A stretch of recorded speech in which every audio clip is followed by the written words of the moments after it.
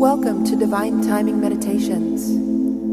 This is a verse from the Tao Te Ching. Please refer to the description box below to learn more about the Tao Te Ching and how to incorporate it into your daily life. The relaxing music here will continue for a few minutes after the verse is read aloud.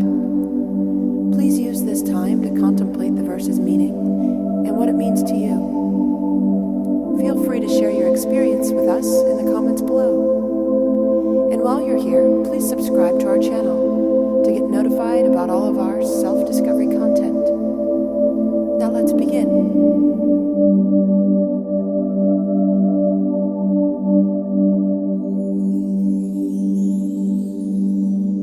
Verse 74 of 81. Tao Te Ching. The people do not fear at all to die. What's gained, therefore, by threatening them with death?